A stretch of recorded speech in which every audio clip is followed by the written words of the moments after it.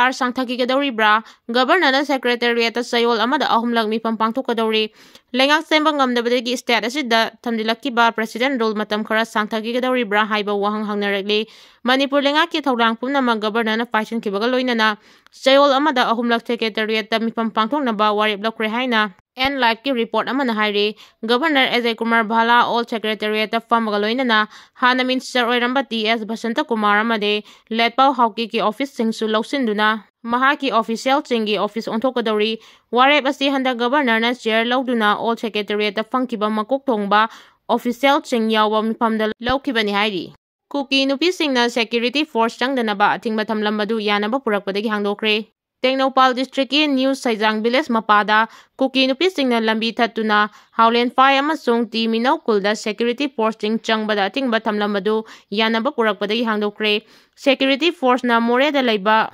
Integrated Check Post dagi, Howland Fire amasung Ti Minaw Village Pauba, Patrolling Chatpa Hokre, Ningsingba Yabadi Numit Karani Mamangda Tengnopal District DC. Krishna Kumar, MP Rahul Gupta, Mga Suba Assam Rifle ki CO Rahul Jain Yauna, Kuki NUPI SINGA Mipam Ama Pangthoktuna Yanaba Purakpadagi Security Force Changbada ATHINGBA THAMLAMBA du Handokkibani, ATHINGBA Handokkiba aduga iroinana ngasi ayuk. Anganbada Tengnopal District ki MP Rahul Gupta gi mityeng makada, District asigi Additional MP Bihar Judinna Luchingduna Patrolling Chatpa Hokibani, Haujik Paubagi Oina Mipamipun natraga Khusugulai Phagatpagi Paudi Leitri. BJP MLA Singh Party Thadoktuna Regional Party Semlaga Mikhal Thengnanaba Khanaba Leire. Centerna Anoba State Minister ama atuba matamda khanduna Popular Government ama lehendana state asida President Rule Makha Sangtana Thamlabadi BJP MLA Singh Anoba Regional Political Party Semduna Mikhal Thengnanaba Khanaba Leire. State BJP gi Lusingba ahumna the press ta phongdorakpagi matung ina state asida hojik oriba political gi neta daba phibam asti adumak makha sangtana leirabadi hanagi BJP na Lusingba N. Biren bu sagatpa MLA Singh amasung Assembly gi Speaker T.S. Saityabrata bu sagatpa MLA Singh na BJP thadoktuna magi oiba Regional Political Party Singh semnaba khanaba leire. Pausina hai N. Biren bu sagatpa faction manungda Chief Minister oiba yai haina panba Govindas Konthaujam amasung Thongam Bisorjit yauribani makhoi adimak Biren na Lusingba leingakta Minister oiramba miyoini. Thasigi mapanda Chief Minister na fam thadokringaida Biren sagatpa MLA kunithoi lei haina claim tawkibani amaromda Speaker T.S. Saityabrata gi section da mahak masa yauna MLA ani su Chief Minister obi yai haina pankibani makhoi sing adudi Minister oiramba Y Khemchan amadi Thokchom Radhesyamni.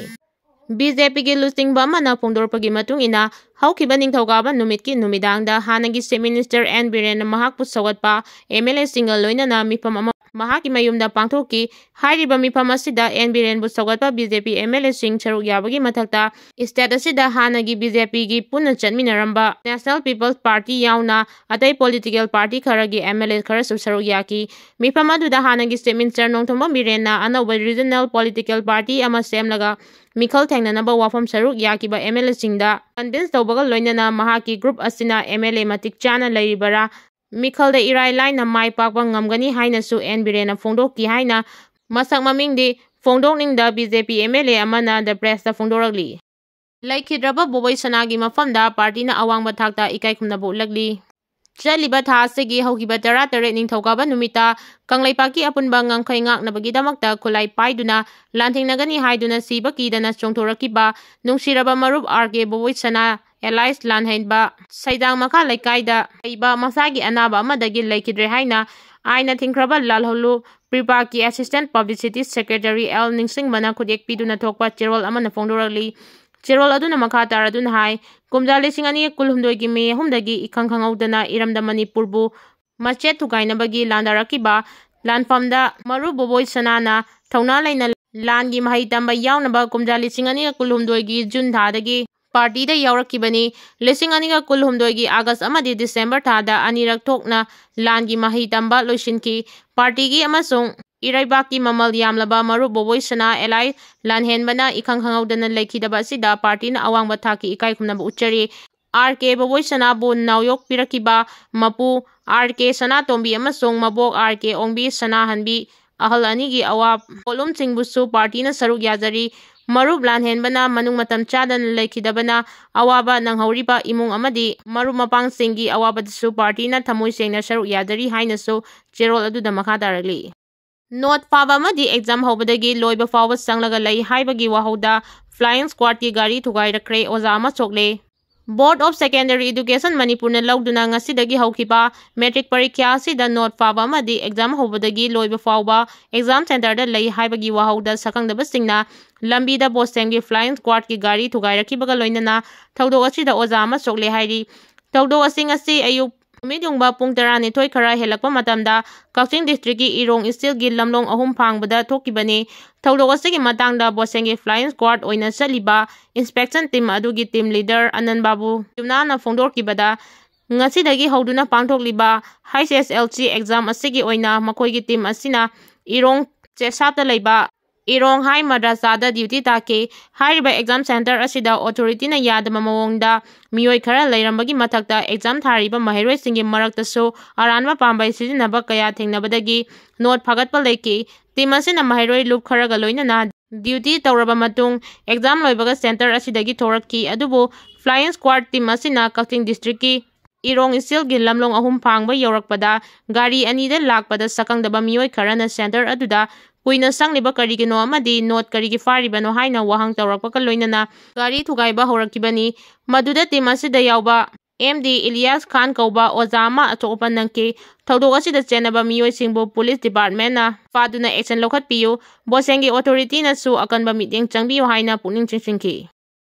Kanglon chumna mikokti duna Manipurgi asengba mising khangdokpa mathau tai ex home secretary Pilai Manipurda mito khangdoknaba kanglon chumna mikok thibagi thabak chathaduna asengba achumba mising khangdokpa yamna mathau tai haina hanagi home secretary DK Pilaina phongdokhre Manipurgi bat haina mingthonba seminar amada wangang laduna hanagi home secretary DK Pilaina Manipurda sahi ani faraklaba ethnic violence loisinba ngamdana misi mina kaya thokliba amadi miyoi lising kya landenari basi BJP na rule tawba center amadi state government ki thabak thoram fail oibadagini haina maral chiki Mahakna makha taraduna state asida illegal immigrant khangdokpaga loinana niyam chumna mikok thibagi thabak chathaduna state asigi achumba mising khangdoktuna delimitation gi thabak paikhatnabagi matangda handak puthokiba 2015-13 ki union budget ta senfam amata haptabada pendabasu phongdoki leibak asigi oina delimitation thabak paikhatna leiriba asi Manipur amasung Nagaland state ani asi khakta ngaire maram asina factual Sarama khangdoknaba state ani asida mikok thibagi thabak atuba matamda chathaba haibasi yamna maruoi karigumba asengba achumba Manipurgi mising khangdoktana leiba tarabadi masina aranba wafam amadi tonga kaya ama makhatana thorakpagi asoba maram oigani hainasu DK Pilaina makhatana phongdoki Mamang chahida thokiba isauna sohalaba state singi ahenba central assistance ki senfam kaitharakpada Manipurgi yauraktre Mamang chahida thokiba ising chaw amadi cyclone sohalaba state singi ahenba central assistance ki luba crore lising ama zawnga yangkai mariga langmau drama pangi senpam kaitharakpada Manipurgi yauraktre hairi hiramasagi matangda agency dagi phangba paw manhai National Disaster Response Fund NDRF ki makada kaitarakiba ahenba central assistance ki senfam adu Union Home Minister Amit Sahana Chairman oiba high level committee amana ayaba pikibani senfam sing asi mamang chahida ising insaw amadi cyclone maram oiraga amangata thohan kraba state mangada pigadabani nakal amaromda mamangi sahida tengkhang kayarakta chawna ising insaw mayok narakiba Manipurgi oinadi handaki ahenba central assistance ki kaitharakiba senfam asida yaurakidre mamang chahida state asida su tengkhang kayarakta ising insaw mayok naki maduda maram oiraga lamdam asigi Miyam isawgi asoba saitheng mayoknaduna awaba mayoknakibani tongan ba Facebook page tagi maruiba update khar lokosage Nongpok Chengmai police station na konba Irongkolda security ki apunba team amana search operation chathabada masing yamlaba khusukulai kya phatpa ngamle hairi Myanmar lanmi gi 2013 April dagi horakiba miyoi 5,500 na saba khujing oiba military training gi 10 Base Regional Military Command Center amada hokre Manipurda Myanmar Refugee masing hena Changsinlkkhigani Churachandpurdagi purakpa drug kasar Phare Hairi Churachandpurdagi Kuki mangana Maruti car wangon amada purakpa yamlaba drug kasargi Ramprasadpurda police na phagatpa ngakre hairi Kuki sing aduda yauba tablet 9,000 amadi heroin number 4 260 gram ga loinana phagatkibani hairi Arambai Tengolgi Lusing Purel Korangam Lokumandagi Abdelakosage, Relief Camp the Lapasing Hanagi Mafamda, Hanjin Bahibase, Warwish and Ama Purak Trifawa Yaga the Banate, Warwish and Purak Nabahona Bada, Madi, Kari Garamba Condition Tamlaga, Warwish and Purakadui no Haiba Duni, Maru Orite, Sidi Sukan Kanadre.